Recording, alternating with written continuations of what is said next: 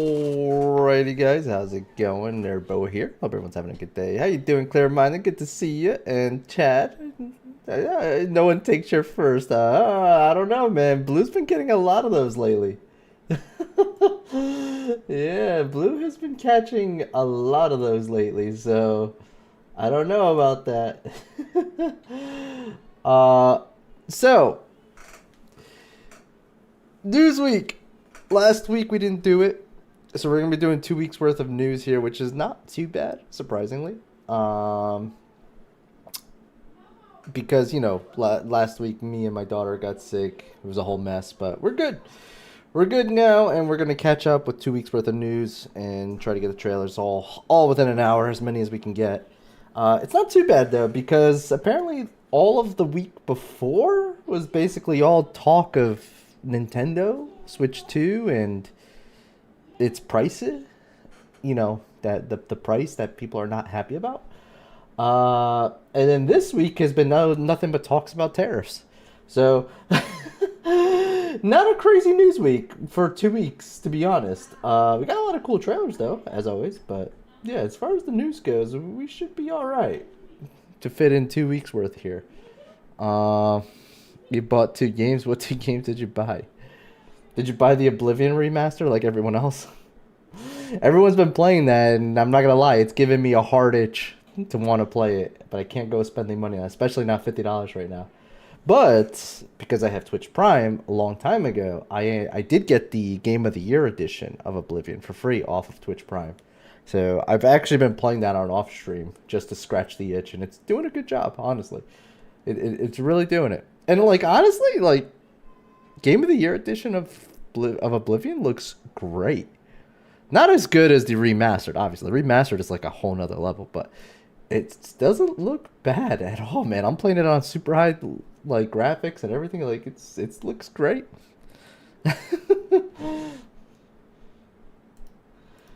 But yeah, Expedition 33. Okay. Okay, yeah. Okay, I could see you getting that too. I've heard good things about that one. Let's jump in so we don't waste too much time and we can get as many trailers as possible. Let's jump right into the news. So we're going to start off with Xbox Game Pass. Ironically, one of the games is on here that Chad just mentioned. So let's see here. Grand Theft Auto 5 is on cloud, console, and PC. Coming soon, which is apparently out already because this is 2 weeks late. Neon White for console. SpongeBob SquarePants the Patrick Star game on cloud, console, and PC. Crime Scene Cleaner is on cloud, console, and PC. We got Tem Pop also on cloud, console, and PC. And then we got Clear Obscure Expedition 33 on cloud, PC, and Series X and S. Towerborn will be out in 2 days on cloud, PC, and X and S. Far Cry 4 on the 30th, that'll be cloud, console, and PC. Anno 1800 on cloud, console, and PC May 1st. Call of Duty Modern Warfare 2 on console, PC, and cloud.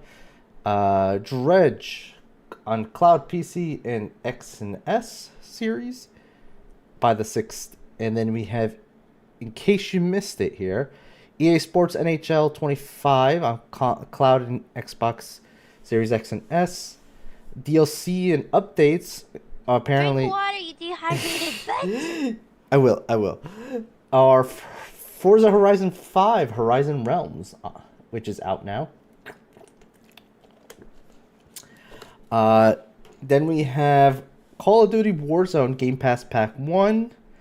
Also out now. Naraka Blade Point Ingus Bundle is out now. Stumble Guys Inside Out Bundle is also now. And leaving on the 30th, you have NHL 23. Have a Nice Death. Kona 2 Broom.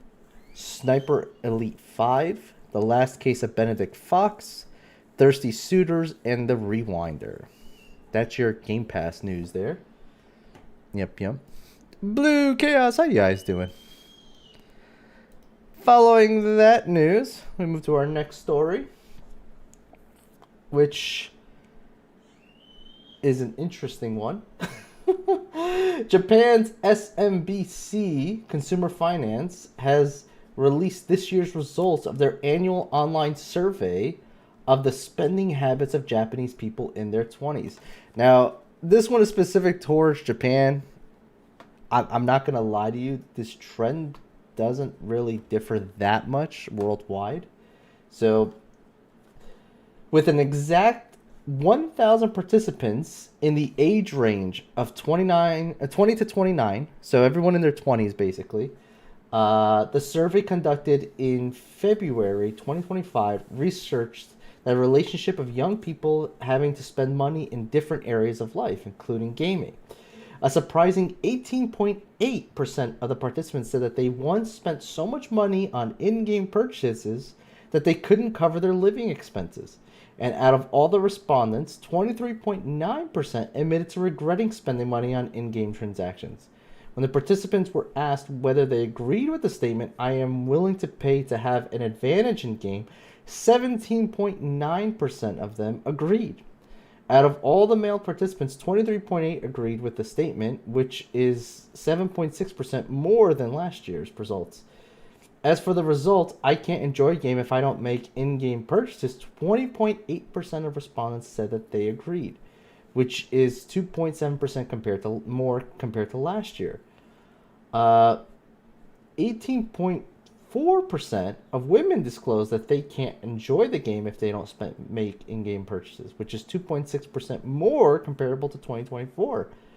However, increasingly enough, while these results indicate that the popularity of in-game transactions may be increasing, the average amount spent on them is actually decreasing. In 2024, young people spent an average of 5,138 yen, that's $35.85, on microtransactions per month. While this year's survey results state that the average amount of money spent on microtransactions is $29.63 per month now. So, it's interesting. Basically, what I took from this is that the people willing to spend money on microtransactions is increasing. Like, more and more and more generations, with each generation, are willing to spend money on microtransactions. And that's kind of a scary thought, because that's what's fueling the live service trend. And apparently every year that number just keeps going up and up and up. How many people want to spend money on their games on microtransactions? The interesting thing is seeing how much they're spending per month. So far, the average seems to be right now at $30, which is a $5 decrease.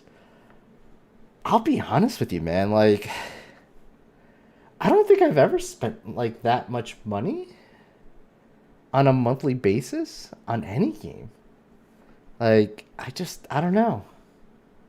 Like, buying new games is different. This is microtransactions specifically. Like, this isn't even like buying new games. So, like, this is just microtransactions. So, I don't know, man. Like, this is very scary statistically, and it applies kind of globally. It's not just Japan that's doing this, but this survey was conducted in Japan. So, kind of a scary thing. And while playing Grounded, how was your day? My day was good. It was doing all right. Hope you're having fun there, Blue, with the Grounded. I'll buy DLC and never done any micro. Yeah, I mean, keep in mind though that, like, I believe you're more or less in my generation, clear-minded. I think Blue is too. I want to say Blue's younger than me, but I don't think he's that much younger. I want to say everyone in this channel right now is not too far away from me. It's probably within the 10-year gap for me. And, like, I don't know if any of us here spend money like that, besides Chad. But Chad buys games, so he doesn't even, like, spend money on microtransactions like that. Like, Chad spends money a lot, but out of all of us, probably the most out of all of us, and, like, he just buys games, though. It's completely different. It's not even like what this is talking about. I don't know. It's a scary mentality, because, like, essentially, this is looking at, like, I don't even know. This is crazy. I just think it's crazy, because then, like, with this statistic, in another 10 years, those people will be spending, you'll have even more of those people spending money. You know what I mean? Like, it's just crazy to me. It scares me because of the fact that, like, what you're buying is cosmetics, and don't get me wrong, I don't see anything wrong with that. Like, it, I see nothing wrong with, like, wanting to pimp out your character and enjoying the game with the character looking the way that you want it to look, or your weapons looking the way that you want it to look. I see nothing wrong with that. The thing I find scary about that is that a lot of these companies keep making those things more and more and more expensive, and more people keep buying it, and then it just gets insane. Like, I don't know if you guys have seen what some of these, like, skins cost nowadays. I remember when a skin on in a game would be like something like $5 or less. I think all these skins are like $10 up now. Then there's even some crazy ones out there that, like, cost hundreds. There was an article not too long ago on League of Legends that they did, like, a Faker special edition one, and it was like $500. And people bought it, which is crazy to me. So, like, I don't know. That's the thing that worries me about it. I'm not so scared of microtransactions. I'm not even fully against them. It's just the fact that these things keep getting more expensive, the fact that more people keep spending more and more money on them, and the fact that, like, game sales in general for certain companies are struggling, although that's mostly the company's fault. It's a weird place for all of this. It's such a weird goddamn place that all this is happening. The maths don't math for some reason, and it's in my head, and I can't, I don't know. Hoarding games, not getting games for the backlog. So hoarding. At this point, he's hoarding, sort of. But at least it's like they're games. You know what I mean? Like, they're full blown experiences that he just clearly doesn't have time to get to them fully. It's completely different of him blowing that kind of money on skins, you know? Like, I kind of respect it a bit more. I'm just saying, I respect him having a 60 game backlog over having 60 skins on one game or something like that. I don't know. Like, I kind of respect that a little bit more.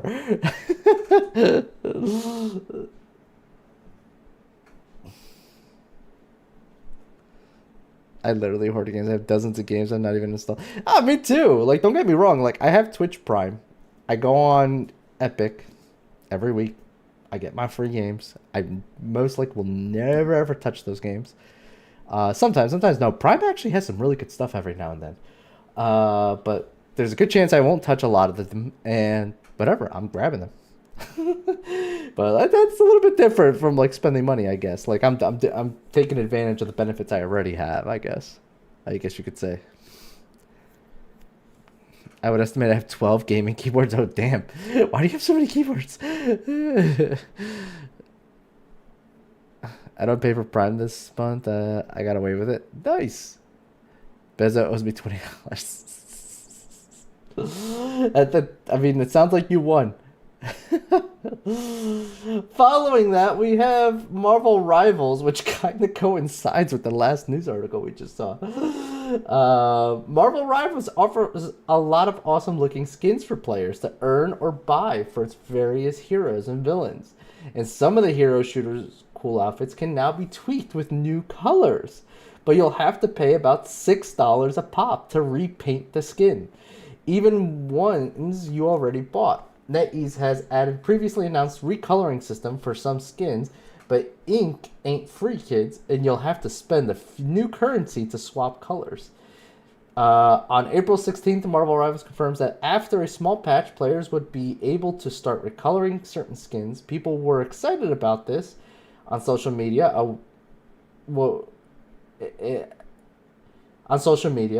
And was pumped about this and cheering on NetEase for not charging $20 like that other game would have done. I don't know what other game they're talking about, but I guess they're just saying other games in general. And then on Thursday, after the update was live, NetEase dropped the bad news. Recoloring costumes will cost 600 unstable molecules. Currently, the only way to get more unstable molecules is by converting Lattice, a premium only currency into the new coloring system currency. The exchange rate is 1-to-1, and 600 lattice costs $6. And while you can earn small amounts of lattice for free, it will take you a long time to get to 600. So, ironically, literally what I was just talking about, $6 to paint, to rechange the colors of a skin. So, there you go.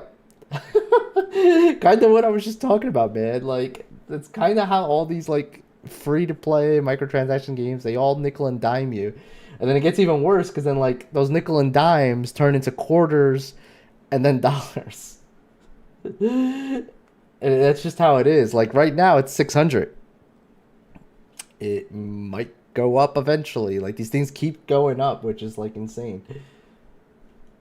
And that's kind of the scariest part about this whole free-to-play, this live service push. That's the scariest thing to me is that. Because, like, when you're spending all your money... Because that's kind of what the problem that the game industry is having. A lot of players are spending a lot of money on these microtransaction live service games. They're spending a lot of time in these microtransaction live service games. So the games that are being, like, single-player games and other games that are just releasing, they're not being bought as much because there's not... Because a lot of that money is going elsewhere. And so, like, you're not seeing huge sales like a lot of companies have projected because, like, there's just not enough money. People have to make choices now. And most people do not give up their go-to game, and that's usually the live service game. So that's why this scares me, and it's only getting worse. So I don't know. We'll see how that goes.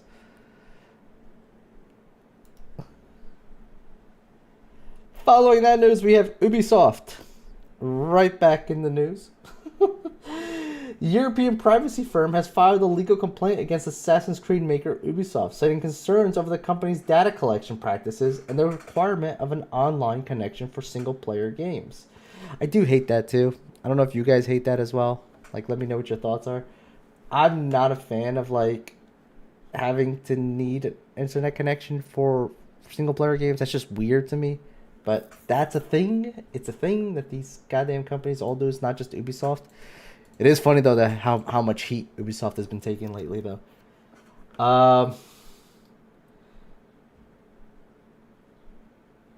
Where did I leave off on? Practices and the requirement of online connection on single-player games. Based in Austria, the nonprofit NOYB, European Center for Digital Rights, has taken on the case for a Far Cry fan who contacted Ubisoft to find out what data it had collected. The firm alleges that Ubisoft has flouted GDPR rules and now risks a potential fine of up to 92 million euros, 4% of Ubisoft's 2.3 billion turnover last year. While playing prehistoric adventure Far Cry Primal, Ubisoft told the user it had obtained the kind of data you'd expect. Information on when the game was launched, how long it was played for, and when it was shut down. Still, examination of the data Ubisoft had obtained showed a connection to external servers 150 times in 10 minutes. NOYV claims referring to this as secret data collection. As for the need to connect online, Ubisoft told the user that it was required for viewer verifying ownership of the game upon its launch. NOYB argues that because the user's copy of Far Cry Primal was bought through Steam, the game could be verified through that without additional logging into a Ubisoft account. So, interesting. They're really taking this case super serious, and, like, EU's kind of a weird place where, like, if this was in the States, I would totally, like, this isn't going anywhere. Would be my response. But the fact that it's EU, I question whether this person is probably gonna win or not now. Because, like, EU's a weird place where they fight for these type of things and win. So, yeah. This is not looking great for Ubisoft. And this guy from Austria apparently, like, he's really buckling down for a case, man. Like, he's arguing everything. So Interesting. Very interesting. Following that news, we have Resident Evil 4 tops 10 million units worldwide. Congratulations to them there. Great game, I imagine. So, there you go. Good for Resident Evil 4. That's a huge number to hit, for sure. And then we have our last bit of news. This is an interesting one. Ziff Davis, the publisher for IGN, Eurogamer, Game Industry Biz, Digital Foundry, Rock Paper Shotgun, VG247, and Hookshot is suing OpenAI. Actually, I have 2 comments in regards to this article. The first thing is, like, if you guys like your gaming media, but you guys don't, because, certain medias kind of shill things. Well, I got news for you. A lot of these gaming medias are now owned by Ziff Davis. So, yeah. You're kind of getting your news from the same place. Unfortunately, is what's starting to happen. Which is really sad. But this OpenAI thing is interesting here. The lawsuit, which was filed in OpenAI registered state of Delaware, says that the company intentionally and relentlessly reproduced exact copies of the created derivatives of Ziff Davis's work, and by doing so infringed on its copyrights and diluted its trademarks. According to the lawsuit, it claimed that the OpenAI used content from Ziff Davis's site to train AI models for its ChatGPT chatbot, and did so knowing that they violated Ziff Davis's intellectual property rights and law. Other publishers and content platforms, including the New York Times itself, have also been suing OpenAI for allegedly stealing their content. Earlier this month, a U.S. judicial panel in New York consolidated several copyright cases brought against OpenAI by the likes of the New York Times, journalist Tanishi Coates, I might be saying that wrong, comedian Sarah Silverman, and other writers including John Grisham, George R.R. Martin, and Jonathan Franzen. Yeah, I'm not surprised that this OpenAI thing is kind of getting out of hand. All this AI stuff is getting out of hand, and people really need to start getting some laws out there and start doing something about it, because we've had so many strikes going on with the actors and the voice actors right now, and this is just getting worse because AI is essentially doing this. It's crazy how much we went through as streamers with music copyrights and all this. We still go through that, and then it's you got OpenAI straight up taking other people's work and doing whatever it wants with it. It's pretty bad. It's really, really bad. So it's interesting to see these things go down. I'm wondering to see where these laws are gonna eventually start branching out and doing something about it, because this is pretty rough what's happening all over. There's literally been a lot of people who have been finding these created blog posts, and you'll find a writer under an alias, and it's basically AI, because no writer out there could produce 50 pieces of work in a week, which is insane. and I'm not even joking. There's been a couple of news articles out there with from writers who have literally put out 50 articles in 1 week on all different types of subjects and stuff like that. It's that's just insane. Nobody even has time and day to do something like that. It's crazy. It's crazy how bad some of this AI stuff is. But yeah, that was our last bit of news. Actually good. Like I said, there wasn't a lot. A lot of the last 2 weeks has been Nintendo Switch 2 and the complaints about the pricing and the gaming price and all that stuff, and tariffs. That's kind of what just has been in the news the whole time. There has not been a lot of actual news these last 2 weeks, which is perfect considering that the week I had last week, because we can actually get some good amount of trailers in here now. All right. So first up is a game called I Hate This Place.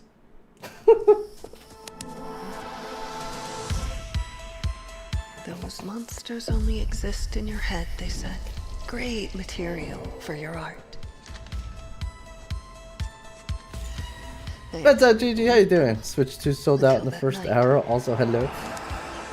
Oh, did it sell out already in your area?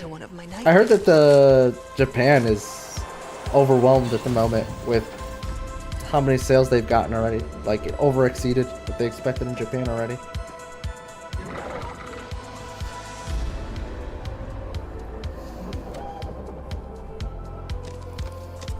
I'll be honest with you, a lot of people are complaining about the price. I don't see the complaint. Like, let's go with the more expensive bundle. $4.99 I don't think is ridiculous. I think that's a pretty reasonable price.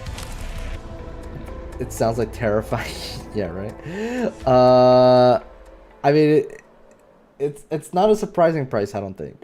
Not for this generation of gaming and for what it is. So, like, I see no problem with that. What I do see a problem with is the price of the games itself. Like, $80 games, and to me, I think it's just too much. You're asking way too much. Like, so there's always this argument that, like, games cost so much to make nowadays. But there's so many more people buying games nowadays. Like, that's not how that works. So, like, I just don't know. Because, like, if you look back when games were $50, they weren't making 10 million in sales.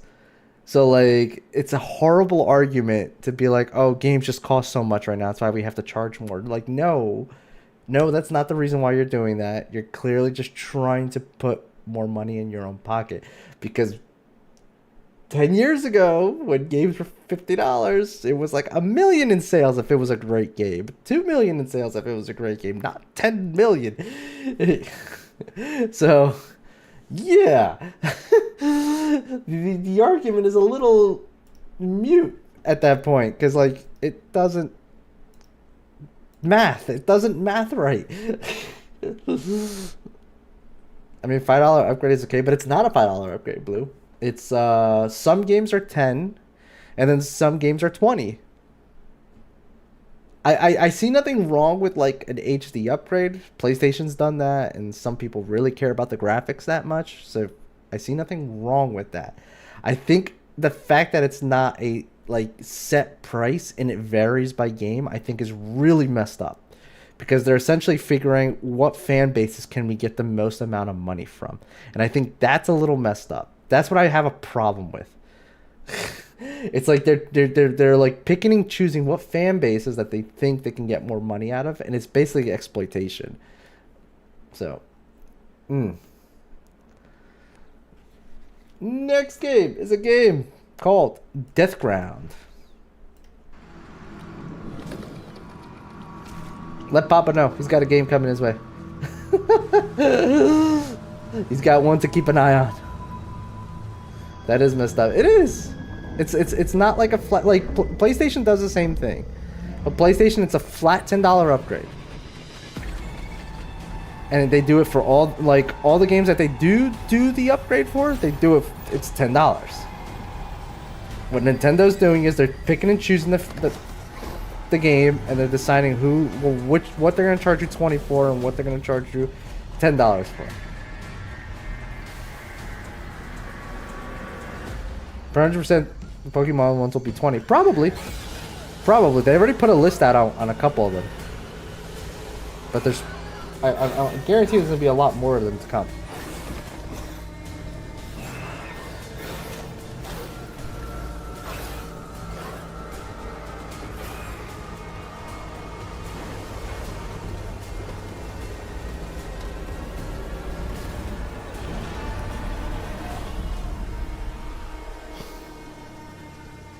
Technically, they also let you pick the version sometimes if you don't own it, but I don't run payments.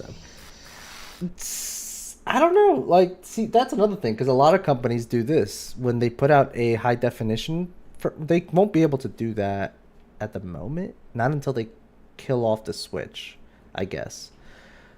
But sometimes what a lot of companies do is they discontinue the old versions to force you to buy the new version. It's pretty scummy. Ubisoft is notorious for that type of stuff. So yeah, I would not be surprised if Nintendo does it. Although Nintendo kind of can't, because until they stop supporting the Switch One, they kind of can't do that. You know. So yeah.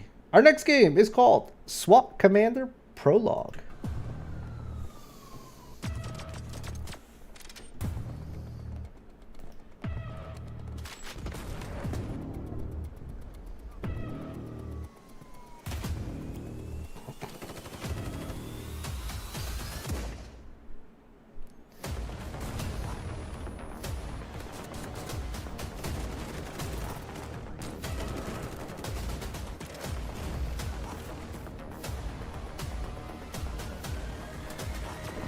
I like that I'm seeing more of these type of games come out.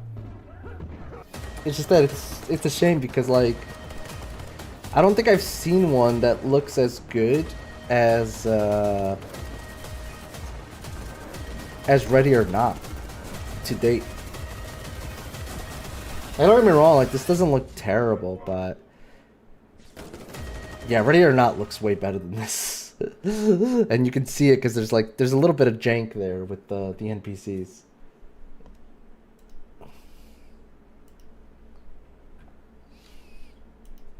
But I like that there's more people making games like that.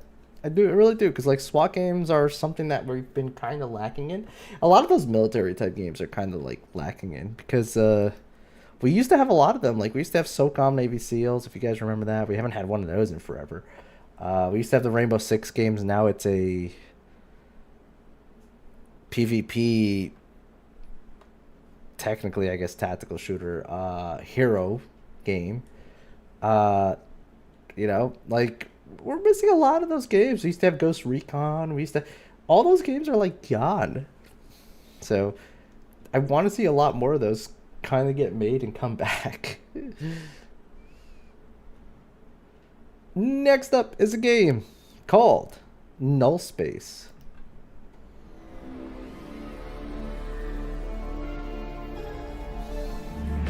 The road to early access of Subnautica, I need to look at that. Yeah, they put up a video. It's like a developer log. Pretty long. So I'm sure they went over a lot of things in that. Yeah, I always get Switch too. Pokemon Legends Z and A release. Yeah, like, don't get me wrong, like, they really do need it. Like, Nintendo really did need a new console, and it's great that they're putting one out. And I'm glad that they're gonna do well with it. Looks like. I'm just, like, concerned about their library. Because, a lot of people don't say so much about Nintendo because Nintendo's usually the cheaper option out of all of them, but Nintendo's the most closed one out of all of them. Like, Nintendo's all about exclusive. Nintendo never puts out any of its products on any other platform, and they refuse to do that, like, forever. So, like, Nintendo, like, it's funny how much, like, Xbox and PlayStation used to get shit about that, when, like, Nintendo's always done that and has never changed their game plan. The only reason why Nintendo never probably got put on the spotlight is because they were always the cheaper option. And fans love that. But I don't know, man. They're not going to really be the cheaper option anymore in terms of games at this rate. You know, like, they're charging more for their games than anyone else at the moment. So, like, yeah, your console might be cheaper, and their console's not even a fair thing to compare. Like, there's a reason why you really can't compare PlayStation 5 and Xbox to Nintendo, and it's not because, like, graphics. It's more because, like, handheld.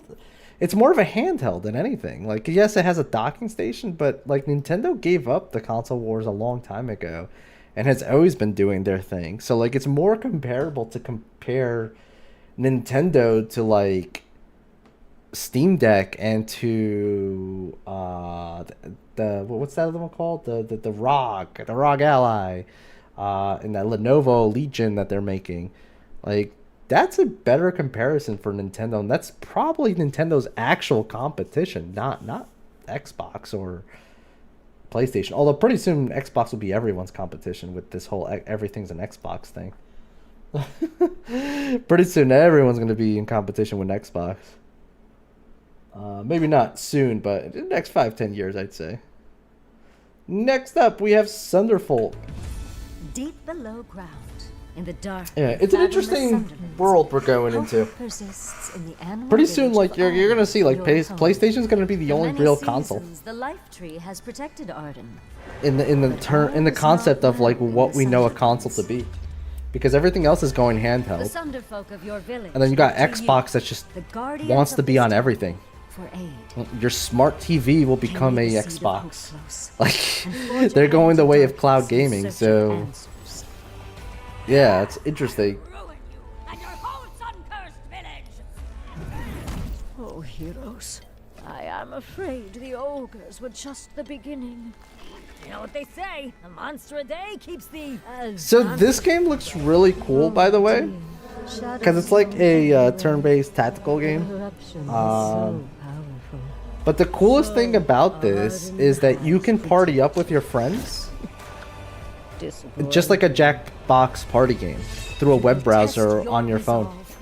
Like your friends can join you just through like a web browser. So only one of you has to have the game and host the game, and then everyone else can connect through their phones or their web browser and basically control their character through there. And like any good adventure, it's really, really interesting what they're doing here with this one. Shared.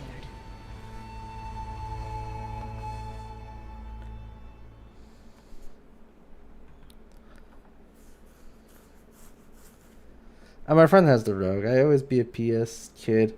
PS did the handheld thing a long time ago. Yeah, PlayStation did the handheld thing. It wasn't very successful, which is why they gave up on it.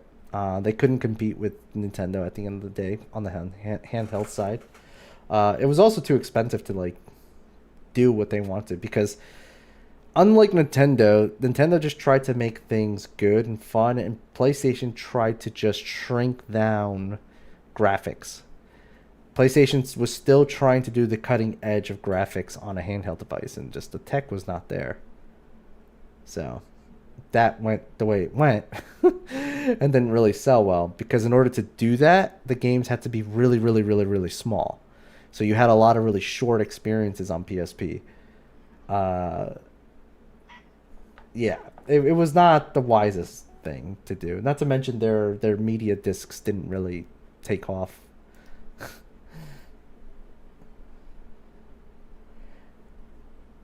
Next up is a game called Wildgate. This actually looks pretty interesting.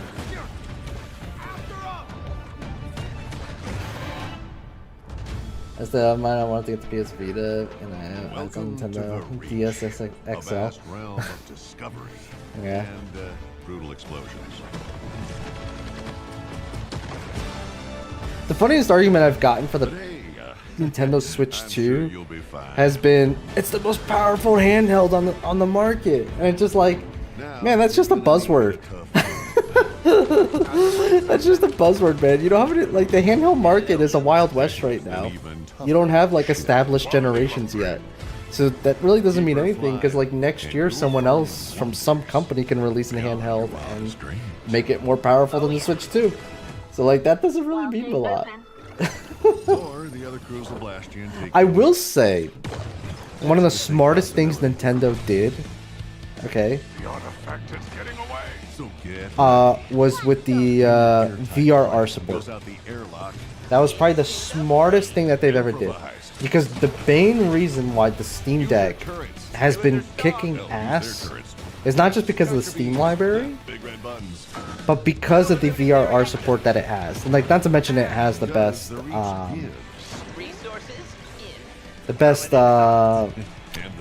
interface out of all of them. Like, there's so much control there. It's just on a whole nother level.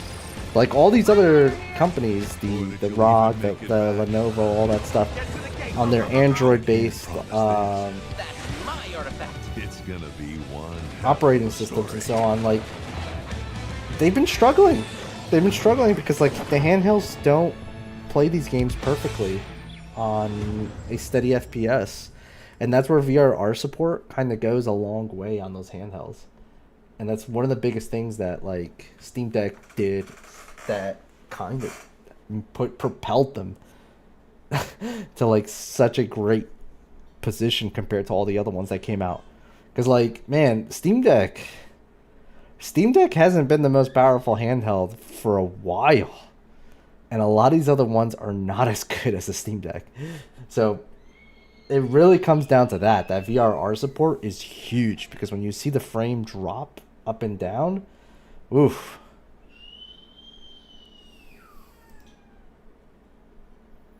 I want to get a Steam Deck. I would hold off because there's another one. I don't know. I have enough. I put it this way. Do some research, because the new Lenovo that's going to be made actually bought the license to use the Steam Deck software. So that one is essentially going to be a more powerful Steam Deck. Steam Deck, I don't think there's going to be a Steam Deck 2, probably ever, because Steam Deck announced months ago that they're licensing off the OS.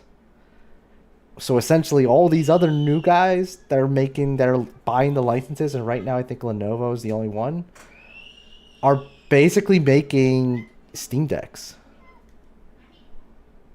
And they're more powerful than the current Steam Deck. So it's something to maybe consider, rather than getting the Steam Deck, get something stronger that has the same interface and everything.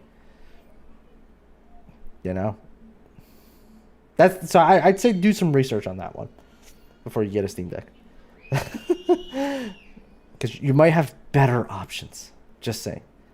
I love my Steam Deck. Yeah. So Clear-Minded knows what I'm talking about. He's experienced it. Next up is a game called Linked Banner of the Spark.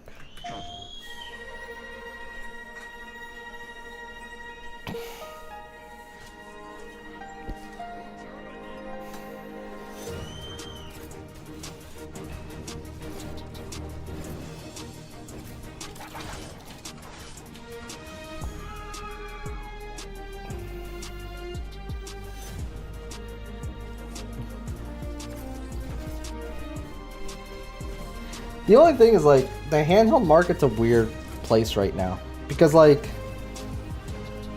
it kind of was the same thing with PlayStation and Xbox at first.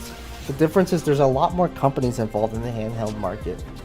And they're all, like, coming in at different times. You don't have, like, a set...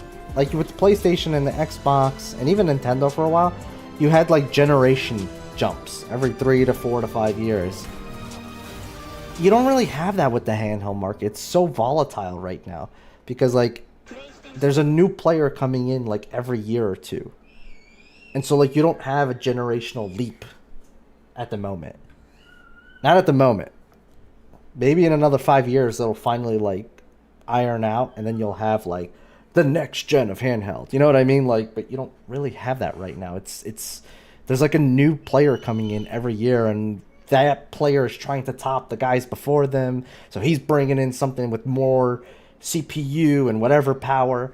It's like, it's kind of a mess. So like, yeah, that's kind of why I say, like, saying that the Switch 2 is like the most powerful handheld on the market.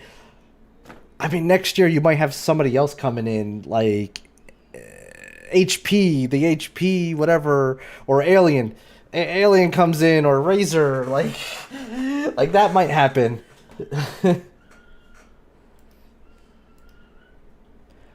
No, she's fine. What I imagine is happening is that my wife is probably trying to make her eat, and she's been very, very stubborn in the terrible twos right now and being very difficult. So there's a lot of screaming every time it's time to eat. So next up, we have the Tour de France 2025 Pro Cycling Manager 2025. It's a mouthful of a title.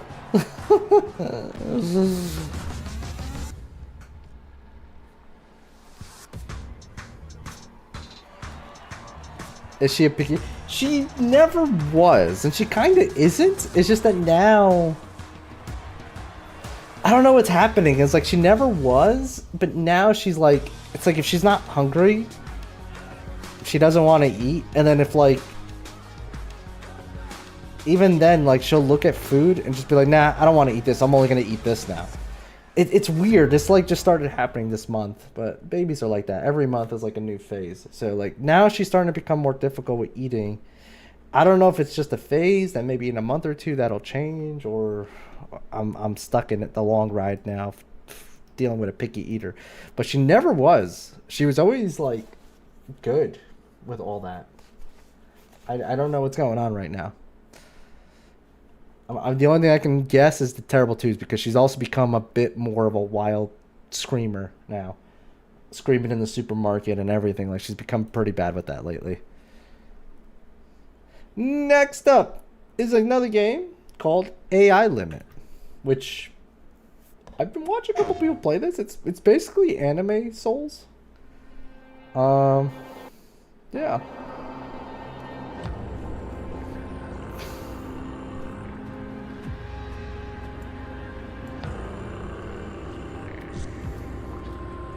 Welcome, Seeker of the Branch.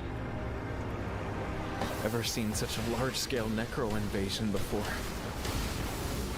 Entering the city at this time isn't the wisest choice. I've seen it I have around. to say. Yeah, I've seen a couple of people playing this. Come on, man. Basically, Dark Heck is this Souls place? anime. Like you bladers in pursuit of branches, eliminating these hollow vessels is my duty, or rather my fascination. The mud is the ocean of consciousness and energy from which you are born. I'm here to bring down the church, but your battlefield is not here. You guys have no idea how like crazy Spear she's is been. now My wife open bought to like you. shelves, and she Go. wants to like put her dolls on the Achieve shelf. what you I don't know. My desire. wife always has these things that she wants to do. That Only doesn't a leave things true alone. battle can Anyway, hone your she put this. resolve. She hung up these shelves over the crib, so she can like put her dolls there, and then she can go grab her dolls from the shelves. She hated it for no apparent reason. The baby just saw it, started screaming, started like pulling on it to rip it down from the wall.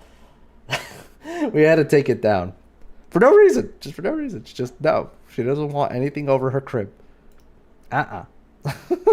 She's like, you're not decorating my crib. So like, yeah, she's in those terrible twos. Everything's a problem now. Everything. The dumbest little thing will just set her off now. Next game is called Mechabellum.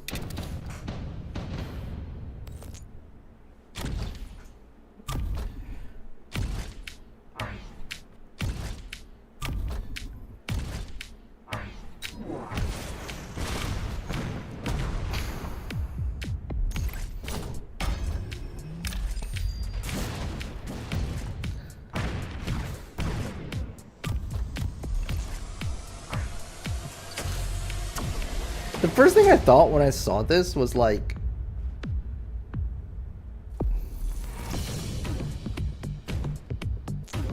auto battling. Yeah, that's what I thought. Like the first thing I saw when I first saw this and like kind of looked at this, it was like I was thinking of Teamfight Tactics, but with like mechs, which I thought was kind of interesting.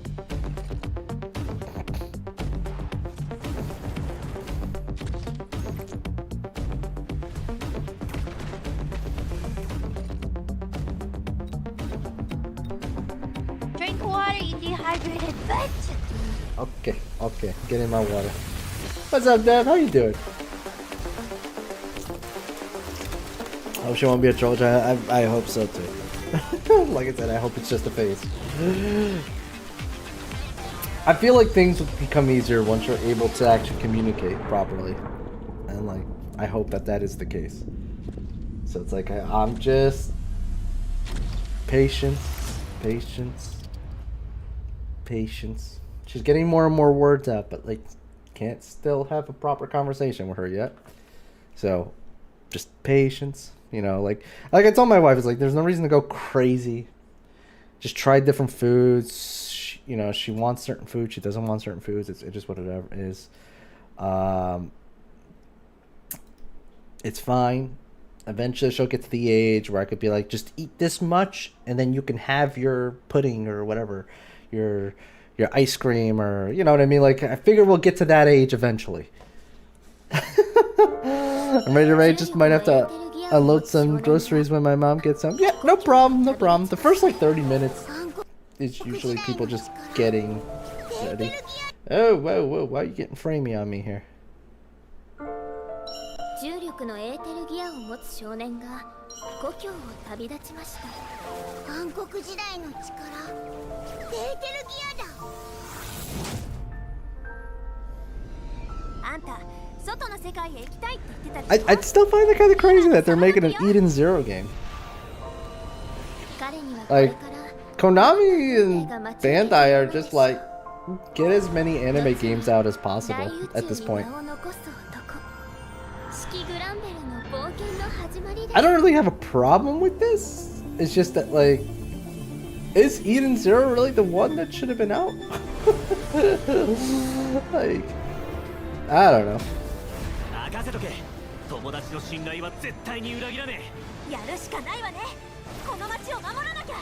It's funny, like, 15-year-old me would have loved this.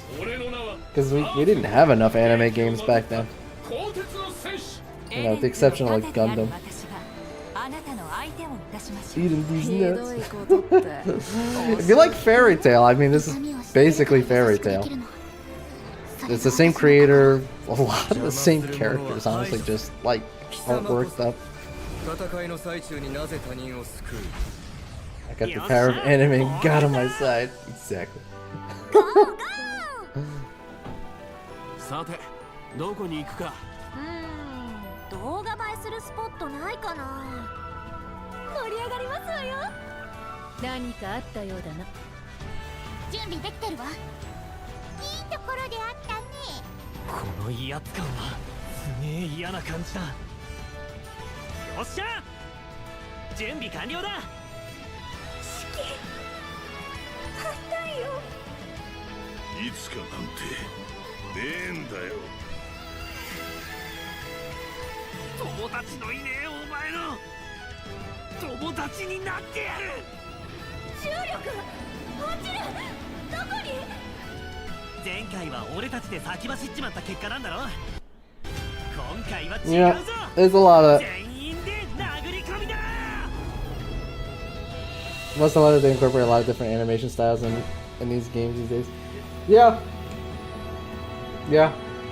It's come a long way. It's come a very long way. Wow, that's out soon too. Okay. Do we have time for one more? It's kind of that time already, but do we have time for one more? Okay, this is like a minute long. We can do this. This next game is called Gam Bonanza. There we go.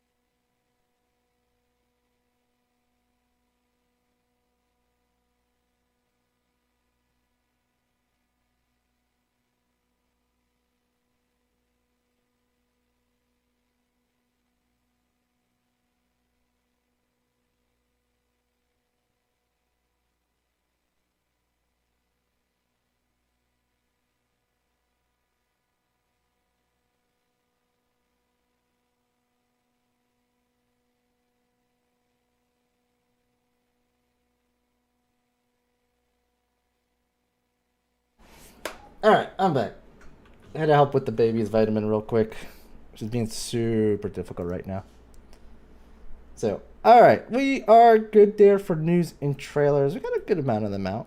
All things considered, I think.